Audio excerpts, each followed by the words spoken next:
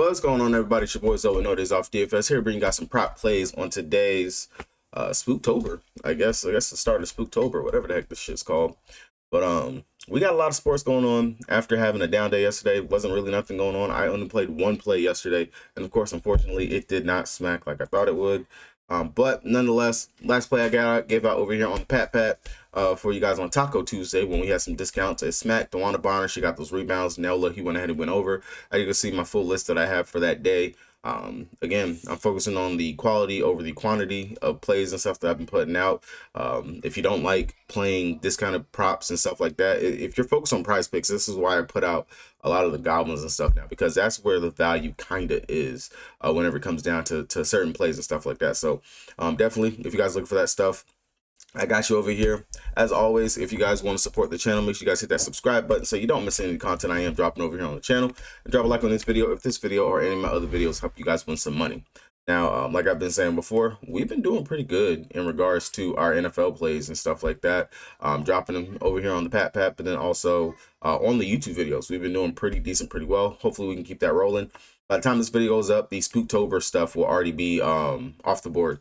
I dropped those inside the Patreon. I just woke up. I'm not even gonna lie to you. Woke up, seen that they had some discounts, went ahead, grinded real quick, found some plays that I really did like, that I feel like they can definitely get there. It's all going to be a matter of that discount play that they're giving us for that to actually smack and go ahead and hit it. And as you can see, I even told you the Patreon, woke up and seen discount, paired them up with some plays that I felt safe with. Let's make some money. So definitely, hopefully you guys can get something from that. Now, don't think I ain't got you guys over here. I got you guys. I got you. We're gonna go ahead, go over here to Prizepicks. Again, you can use these plays not only for Prizepicks, but also any other prop site that you play. I will be dropping my chalkboard play for today, my quote-unquote parlay. Again, discounted lines. I'm playing safe on a lot of these sites because I just want to make some money, man. You know, I'm not trying to chase the crazy takedowns, these 10x, 25x, all that other stuff like that. Honestly, for me, I'd rather just see some coin going back inside my pocket versus a donation going out the door. So with that being said, let's go ahead and look at it. Like I said, we got several things on the board. We got Wnba, we got NFL. Those will be the main ones that I will focus on. Give you guys a couple plays for both of those things, and we're gonna go ahead. We're gonna get after it. Let's grind it out. First play over here, starting with the Wnba. Gonna go looking at it from matchup. First of all, again, congratulations to the Minnesota Lynx and New York Liberty for them making it to the Wnba finals. This should be a banger. Surprise, surprise. It's exactly what we saw for the Commissioner's Cup. They made it again to the finals. Not surprised at all. Two of the best teams, two good defensive teams, and the matchups and the games that they've played were actually pretty decent going up against each other during the regular season. Again, you guys already know I play for safety. I play for the upside and stuff like that whenever it comes down to looking at my plays.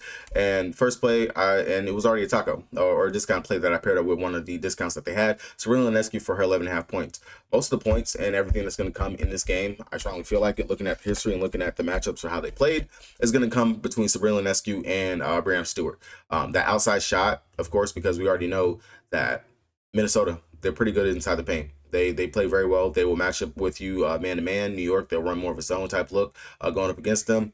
And Sabrina and all of her home games so far, really, game going up against Vegas. In Vegas, she didn't do anything in that game. That was where they were pretty much blitzing her. They were picking her up full court. Everything really just playing very physical. Sabrina, 11.5 points going up against them. She's cleared that in her home games going versus the Minnesota Lynx, with 23, 17, and 13 points in all three of her home games going up against them. Now, a big thing that you could take if you don't want to mess with this discounted line, I do not mind going over to her field goals attempted, because in all three of those games at home that she hit this point line, she also had 21, 20, and 21 field goal attempts. So far in the playoffs, as you can see, her last home game when she played going up against Las Vegas Aces, she had 18 field goal attempts, and then in the closeout game going up against Atlanta Dream, she had 23 field goals attempted. She is definitely going to be drawing that Bridget Carlton or McBride matchup. Either way, the screens that they'll be able to get going off of Jonquel Jones, we already know that that dribble handoff and things like that. Jonquel, very good passer in her own right, and a lot of her assists, they do come from same thing like AT. passing out to that three-point shooter. Sabrina, very good in regards to getting in space. We know she has a very good deep ball as well. You can mess with that 9 3-point attempts, but that's not a main staple or a main play that I want to get to. I'd rather go ahead and just take this 15.5 field goals attempted, just because I do believe that this is going to drive a lot of shots to Sabrina to actually take in this matchup and in this game. That's one that I really want to focus on over here for them. Another WNBA play that I do like today. Hopefully it has not been bumped before this goes up and gets out there to the ether. Once they get rid of this discounted play, oh wow, they changed the time frame on it. But you can definitely go over here and mess with Fee for her 7.5 rebounds. If this goes down off the board and you can't go ahead and get it, I definitely do not mind going ahead and just taking the Fee 7.5 rebounds. It should be the exact same in regards to discount. She has going up against the New York Liberty in their matchups has done pretty well in regards to the rebounding department. In 3 out of the 4 games, she has cleared that, and in 2 out of the 3 home games that they played on New York's floor, she has cleared that with 10 and 13 rebounds. So don't mind taking Fee for that 7.5. Now, I will say Fee on the road, her scoring has been pretty much elite. On the road. I don't know what it is in regards to it, but she does see a bump up in regards to her scoring whenever she is out there on the road. But she has not cleared this 21-point line in any matchup going up against New York Liberty so far this season. Now, playoff Fee looks completely different. She's been playing very aggressive and everything of the sort. I will say that I'm a little hesitant to even touch this and mess with this. This would be a lean only if I was playing like a 5 flex or a 6 flex, just because she has not shown me that she can actually go ahead and get this. Definitely with the way that New York plays that zone, and then of course with Phoebus being inside the starting lineup, and then you got some pretty good defenders coming off the bench, and Kelly Thornton herself as well. And then not to mention starting lineup, you got the only weakest link you have out there truly is Sabrina on defense. That'll be where she would have to get a lot of those points. We know that mid-range, that fadeaway is very lethal that Fee has, and if she's going to get matched up on Sabrina, she can. That would definitely be some work for her to go ahead and get the switch, hopefully, which I don't see New York playing the switch game like what Connecticut did, which was killing them. Fee kept getting that mismatch with Carrington being on her, and she was shooting over her every single time, and it was driving me crazy because like, why are you guys, you know that the switch, that she's trying to get the switch, and every single time down the court, AT and whoever AT was guarding, I can't think of it off the top of my head right now, but Alana, AT guarding Alana, or AT whenever she was guarding Jesus, what the heck, I brain fart right now, but anyway. Well, no, AT was guarding Fee. Sorry, see? I'm still waking up, y'all. AT is sitting there guarding Fee. You have Carrington either on Carlton or on McBride, and they were getting the switch every single time. Getting Carlton down there and just abusing her. And it just made no sense. I do not see New York doing that. New York, they will definitely play more of a zone look. They definitely will send a double. They're not scared to go ahead and send a double and do things like that in this matchup. Now, a full play that I do like over here for Fee, that's going to be the Fee and Brianna Stewart rebound combo. This play right here definitely could smack and should smack. Another discount play that we can actually take would be Brianna Stewart for her discounted rebound line, because Stewie, this matchup, you would think JJ would be able to go out there and stack some rebounds, which she has come out in the presser and said that a key thing and a key factor for her is definitely going to be in regards to her being able to snag and grab rebounds. But the 19.5 rebounds, they combined in the last game for a ton of rebounds. And Stewie, her rebound numbers going up against them, she's pretty much hitting a double-double in all 3 matchups going up against them. And again, that's why I said the point factor in regards to Stewie and Sabrina, you're just seeing a lot of the shots and everything are going to be coming from these two here in this matchup. And 3 out of the 4 games that they've played going up against the Minnesota Lynx, Stewie has cleared a 17 field goal attempt prop with 18, 20, and 27 field goals attempted in 3 of those games. She put up 20, 24, 17, and 38 points in those games as well. So her 17.5 point line, I don't mind taking that goblin play right there as well. And then, of course, just like what I was talking about with her rebounds, that 7.5 rebounds, she's cleared there in all 3 of her games. Now, I understand going up against the Las Vegas Aces, she only cleared this line in 1 out of the 4 games so far in the playoffs, but different matchup, different style, everything so forth going in here. I will go with the history and what I have seen for Stewie here in the spot, and I would definitely be taking that 7.5 rebound line. I do like the upside that we can get from that, and definitely be a staple play that I would want to build and lock into. Now, another play you can mess with, this one's going to be more of a lean. I'm not really too heavy on it myself, but if you are finding it and you're looking for like some whole plays or something like that, you can take. I will say that Courtney Williams, of course, in the playoffs, she's amped up, she's playing, she's honestly a bat out of hell right now, and she's looking very good out there. That 10 rebounds and assists, I do not mind taking that one right there, or her 22.5 PRA. Both of those, as you can see, they're fire plays right now because everyone is on it. They're on it for good reason. Those are definitely plays that have the upside and everything. Now, a play that you can take that'll be very low owned. Again, this is a lean. That'll be Alana Swift at 16.5. This matchup will favor her more in regards to her being able to have the quicker speed than Jonquil Jones out there with the matchup that she can get. Then, of course, if you have the big-to-big action between her and Fee, I definitely can't see Alana going ahead and getting over that 6-18. All right, the time that everybody's been waiting for, going on ahead and talking about the NFL plays. Gonna shoot through these real quick. Again, these plays have already been up on the site. I put these up earlier in today. Of course, I tried to get this video out, but internet was acting funky. Spectrum, I hate you. Again, looking at it, there's a couple of plays that I do like. Definitely think I might try my hand at a 10x, of course. Not gonna go super crazy. Might put about $5-10 on it just to go ahead and try to hit it. But first play that I do like, that's gonna be our guy Jordan Mason over here for his discount of 59.5 rushing yards. I don't mind the 85.5, but I will tell you right now, this thing opened up around like 74, 75 rushing yards. It has been bumped a lot over the last several days.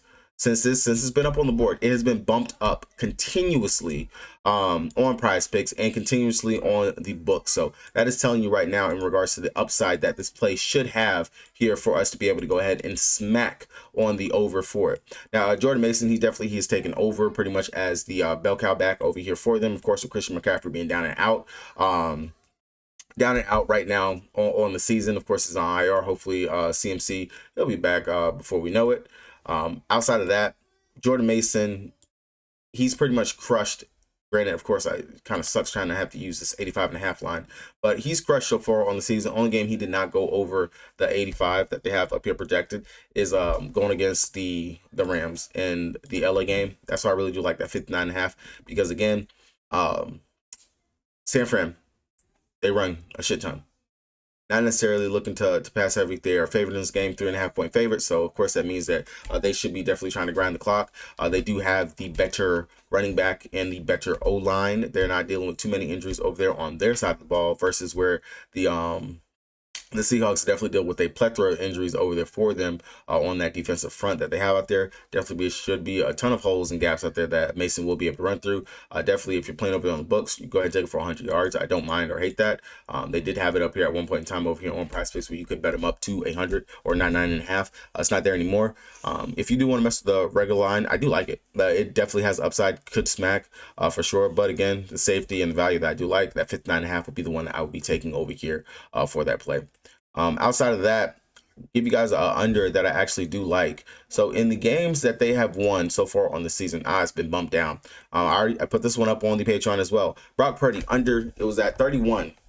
Over on Chalkboard, it might still be up at 31.5. You could definitely take the under on this one right here. But Brock Purdy under 31 or 31.5 pass attempts. If you go back and look at the games that they've played so far on the season that they have won, and the games they've won, that's why I'm leaning very much to a run-heavy script. Brock Purdy not having to pass too much, and of course, if he passes, definitely just the quick shots down the field. You got Kittle, you got Yoku, you got Debo.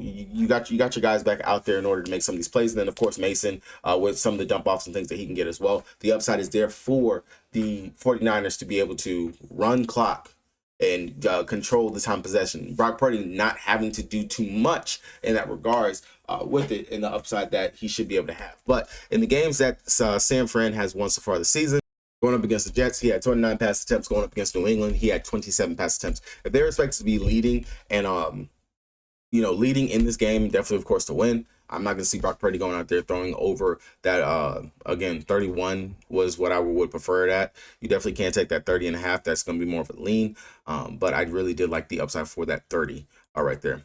Going over to receiving yards, DK Metcalf, definitely just a uses monster right now out there on the field. I will say that this matchup does not necessarily favor DK. Granted, his size and his athleticism definitely could be something that where he could take advantage of the matchup. Of course, anybody that's out there on him.